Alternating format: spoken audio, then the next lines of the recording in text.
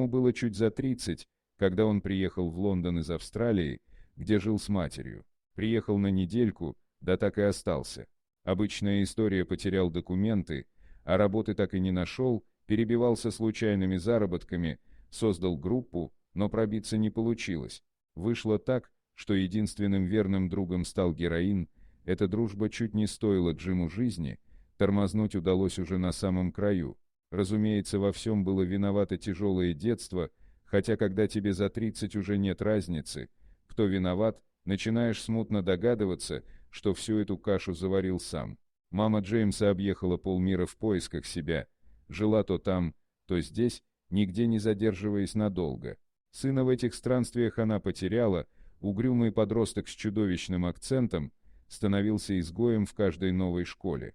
Единственное, что он умел в жизни — играть на гитаре, но в приличные места его не брали. В Лондоне он выступал на площади Ковент-Гарден. Помощь Джеймсу оказывали по муниципальной программе, благо гражданство у него было английское.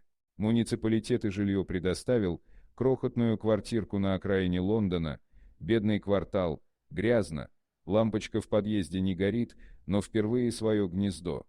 Как-то в марте Джеймс увидел в подъезде кота. Большой рыжий кот спокойно сидел на коврике у двери, то ли ничей, то ли потерялся.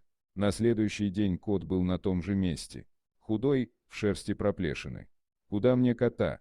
Я себя-то еле кормлю», — подумал Джеймс, но кота пожалел, решил подлечить его. А потом, может быть, и хозяин найдется. Время шло, кот был подлечен, шерсть у него заблестела, на ребрах нарос жирок. Кот гулял сам по себе, уходил и приходил, но исчезать обратно туда, откуда он пришел, не спешил, вел себя так, как будто у него теперь есть хозяин. Ради кота Джиму впервые пришлось обращаться в официальные инстанции, обычно он этого избегал. Кот получил электронный чип. Глядя на документ, в котором он был записан как хозяин животного, Джеймс подумал, что его жизнь, утекавшая сквозь пальцы, впервые обретает какую-то плотность. Теперь он отвечал не только за себя. Он дал коту имя Боб. Однажды Джеймс взял кота с собой на работу в Ковент-Гарден и обнаружил, что, во-первых, в уличной суете кот чувствует себя как рыба в воде, а во-вторых, с котом можно заработать больше. К концу дня рюкзак стал тяжелым от монет.